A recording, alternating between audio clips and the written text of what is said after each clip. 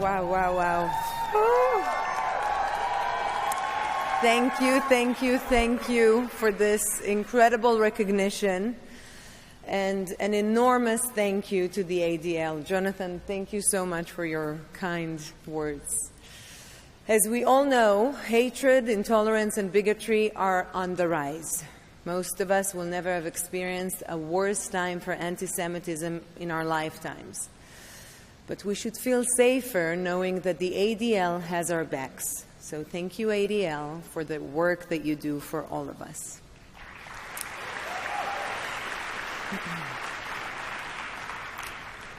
My name is Gal. I'm a mother, a wife, a sister, a daughter, an actress. I'm Israeli, and I'm Jewish.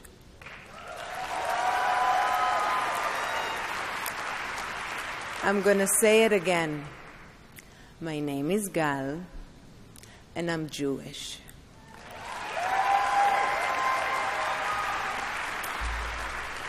Isn't it crazy that just saying that, just expressing such a simple fact about who I am, feels like a controversial statement?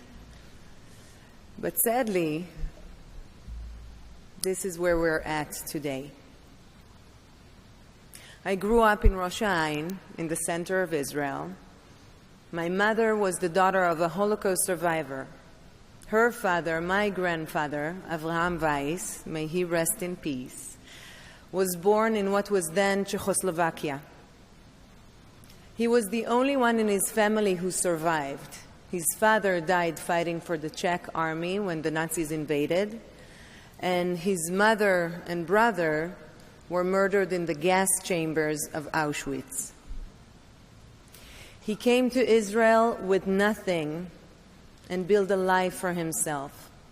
And despite the horrors he endured, he always taught me the values of love, compassion, and tolerance.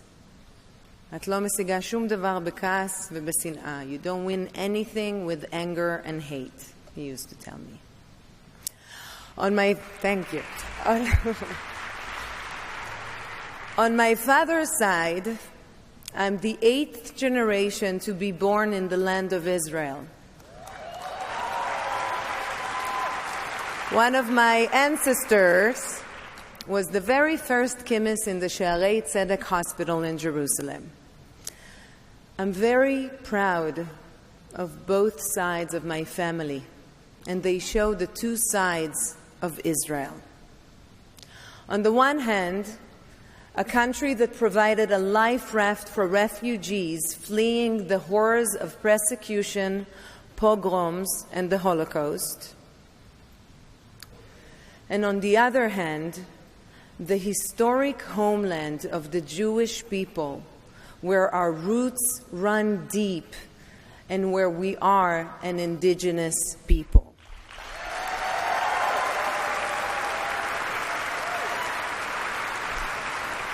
I am proud to be an Israeli, and I am proud to be Jewish. But this is a time when many of us in the Jewish community have had to find our voice and confront the hatred against us, even if it's extremely uncomfortable. That's been the case for all of us in every walk of life and every profession, including my own. I never really wanted to talk about politics. I kind of tried really, really hard to avoid it because no one wants to hear celebrities talking about political issues, right? But also, I regarded myself as a citizen of the world, an equal among equals. I'm Israeli, of course, and I knew that anti-Semitism and anti-Israel hate existed. And like all of us, sometimes I'd caught a whiff of it. But I never thought of myself as being where I came from. It was an aspect of who I am, but it didn't define me. And then October 7th happened, and everything since. Never did I imagine that we would witness such a day of such death and destruction of Jews in our lifetime. And never did I imagine that on the streets of the United States and different cities around the world, we would see people not condemning Hamas, but celebrating, justifying, and cheering on a massacre of Jews. I know I'm not the only one in this room when I say that this was a wake-up call. And here's the thing. However much you tried to avoid it before, even if speaking up wasn't really your thing, none of us can ignore the explosion of Jew hatred around the world anymore.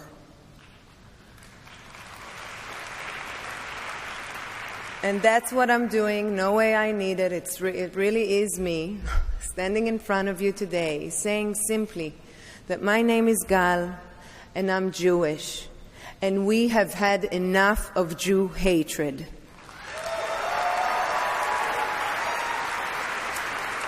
We will confront anti-Semitism, we will call it out, but we will never let it not only defeat us, but define us, because our love is stronger than their hate.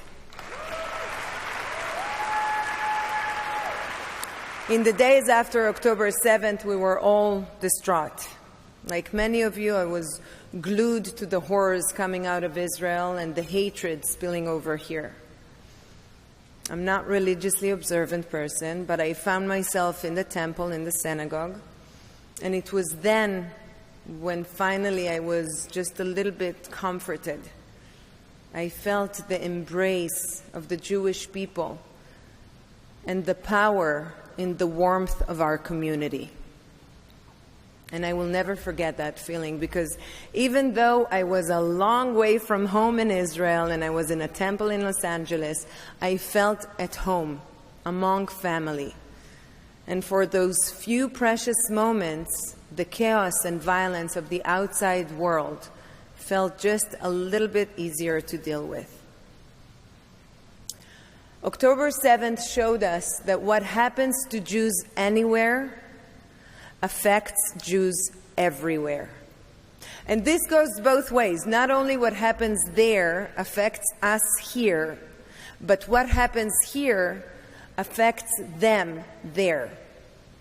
So here we are in this room together, calling for the release of every single one of our hostages. We have to bring them home.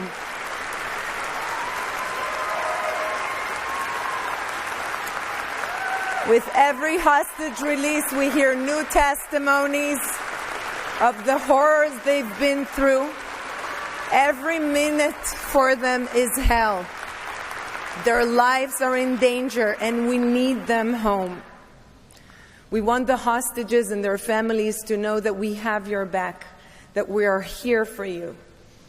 And we need them to know that wherever they go in the world, where there's a Jewish community, they will always find people who campaigned for them, who love them, and who will never let them walk alone. Because this is who we are, and this is who we will always be, taking responsibility for each other. Along with my husband Yaron, we're bringing up 4 daughters to also be proud of who they are, to take responsibility, to love themselves.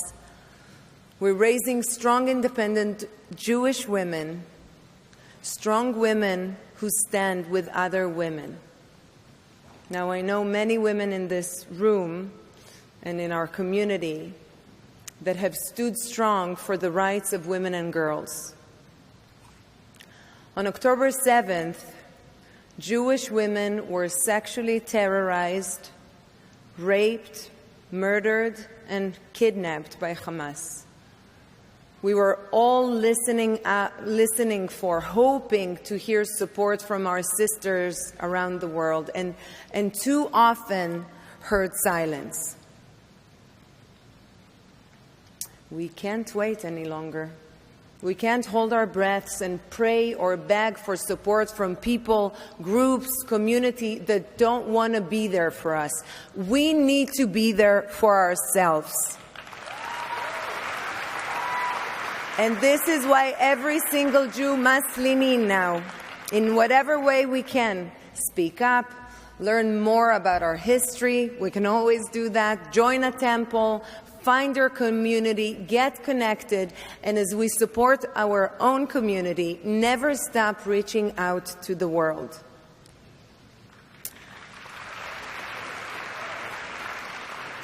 Rabbi Hillel famously said, Im en ani li mili. If I'm not for...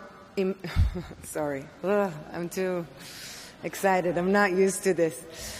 Rabbi Hillel famously said, Im en ani li mili. If I'm not for myself, then who will be for me? And if I'm only for myself, then what am I?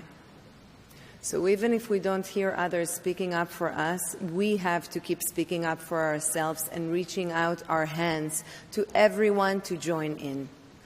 That is what I tell my daughters. First, learn to love yourselves, who you are and where you're from, and then the rest will follow.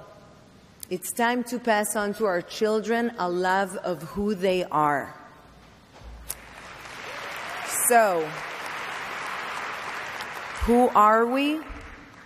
We, the Jewish people, are an ancient people with an ancient story in an ancient homeland. We are the people that celebrate life.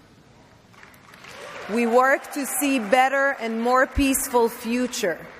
We challenge hate when we face it, but we do it with love while always striving to make the world a better place. And who am I? My name is Gal, and I'm Jewish. Am Yisrael Chai. Thank you.